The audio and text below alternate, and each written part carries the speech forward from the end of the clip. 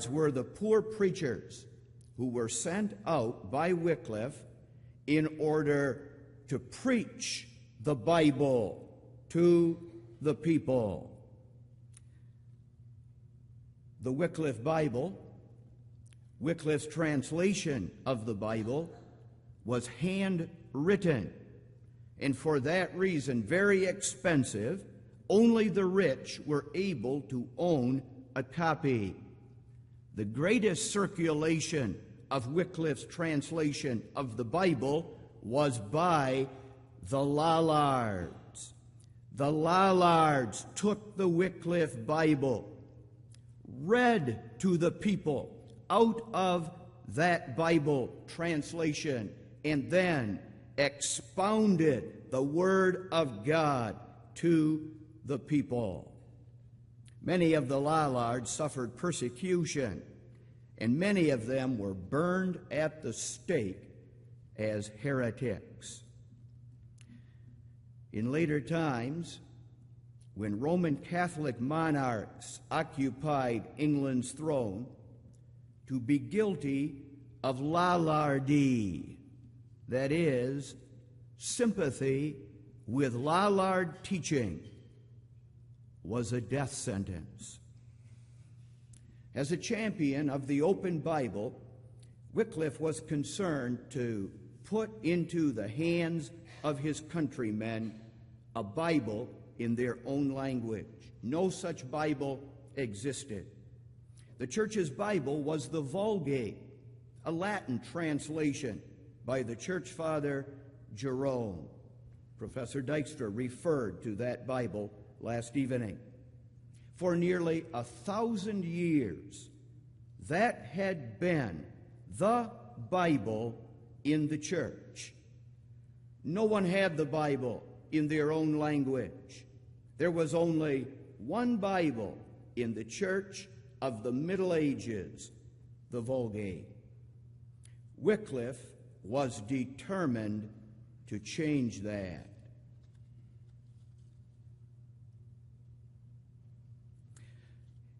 In 1380, Wycliffe completed the translation of the New Testament into English.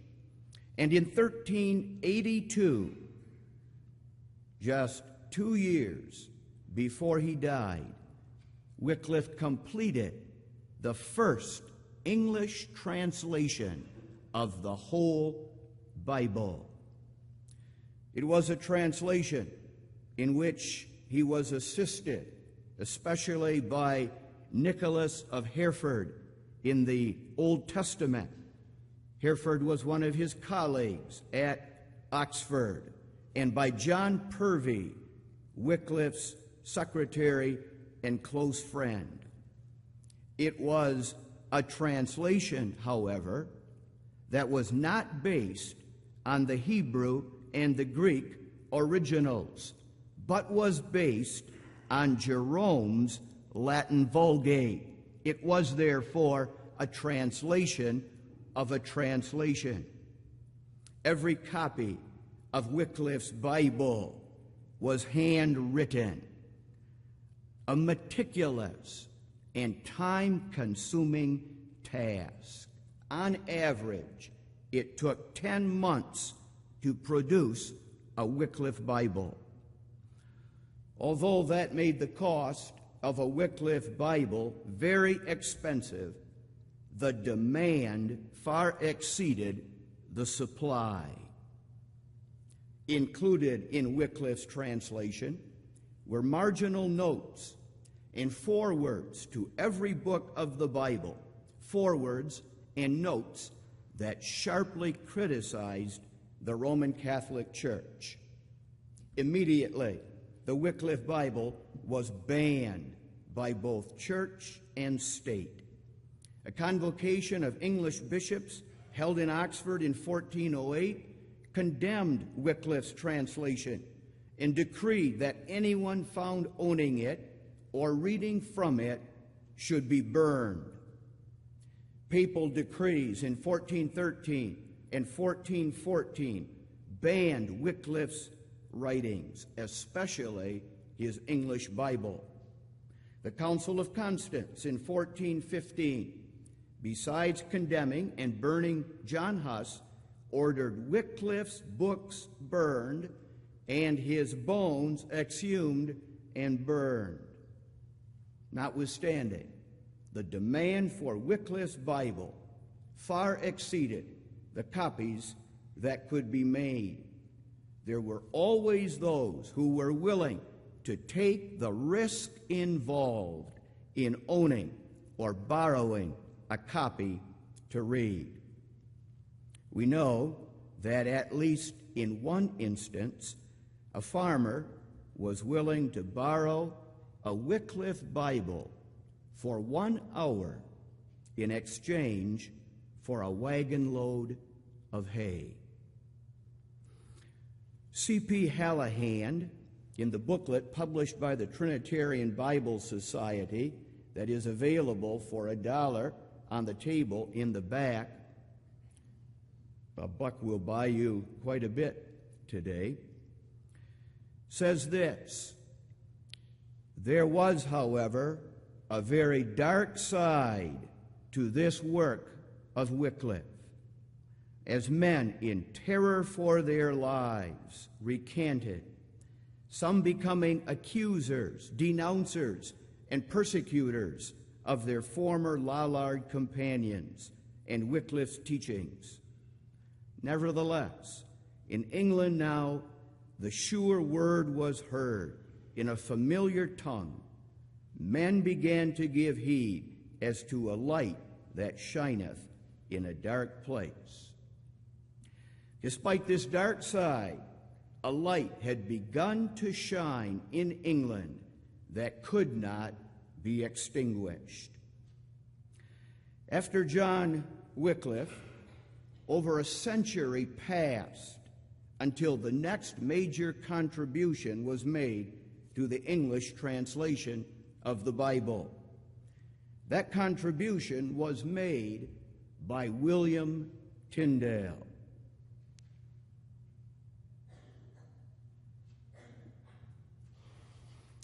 Tyndale was born about 100 years after Wycliffe's death. His dates are 1494 to 1536. More than anyone else, Tyndale is the champion of the English Bible, the champion of our King James translation of the Bible.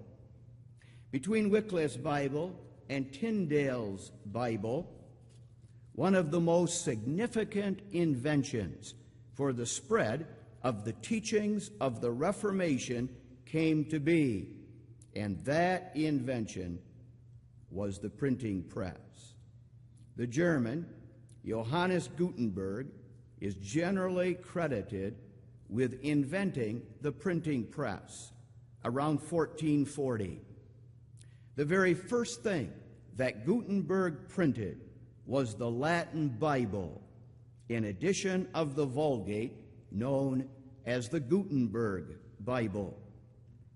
Now, Bibles did not have to be hand-copied, but now, for the first time, they could be mass-produced on the printing press. Although the printing press had been invented by the time of Tyndale, no English printer dared to print the Bible in England.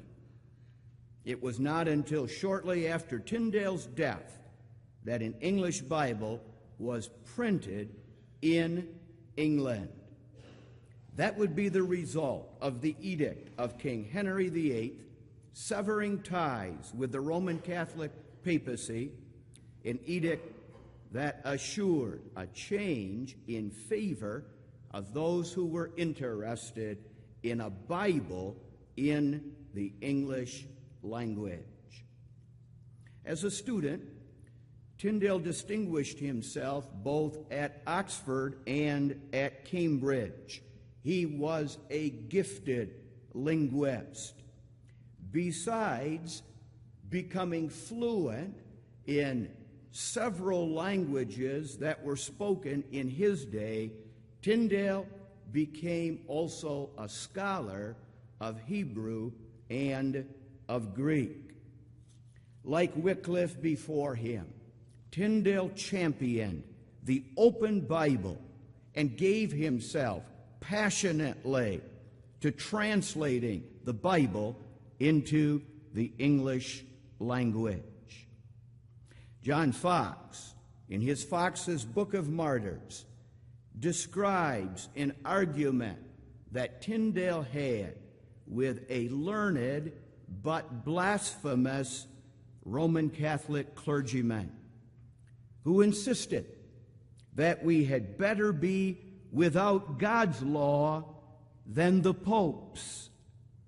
In righteous anger, Tyndale responded, "I defy the Pope and all his laws, and if God spares my life, ere many years I will cause the boy that driveth the plow to know more of the Scriptures than thou dost." Sadly, that prophecy of Tyndale did not come to pass in his own lifetime or in his own translation of the Bible. But it was a prophecy that came to pass ere many years, a prophecy that came to pass in the King James Version of the Bible. Like so many others in his day, Tyndale was a reformer on the run. For this reason, he earned the title God's Outlaw. In 1524, he was forced to flee his homeland, never to see it again. He was hunted by agents of the Pope, the Emperor, and the English King, Henry VIII. He never took a wife or owned his own home. Often he assumed a pseudonym, William Hutchins or William Dalton, the reverse of the syllables in Tyndale. Tyndale eventually fled to Germany, where he visited Martin Luther in Wittenberg. There, aided by another English exile, William Roy, he set himself to the demanding task of translating the Bible into English. It was in Germany that Tyndale first published his English New Testament. Early in 1525, a printer at Cologne began the work, but midway through the project, the authorities raided his print shop. Tyndale himself escaped to Worms, where a printer named Peter Schaeffer printed 6,000 copies of Tyndale's English New Testament. Although banned in England, many copies of Tyndale's New Testament were smuggled into the country. By 1530, 1531, Tyndale had translated the Pentateuch and Jonah out of the Old Testament and had them published.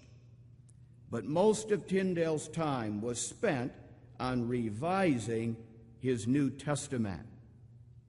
Still on the run, Tyndale settled for a time in Antwerp, considered at that time a free city.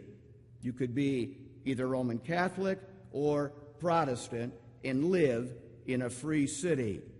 But in 1535, Tyndale was discovered, betrayed by a friend, and arrested, and under cover of darkness, taken to the castle at Vilvoorde, a prison fortress near Brussels.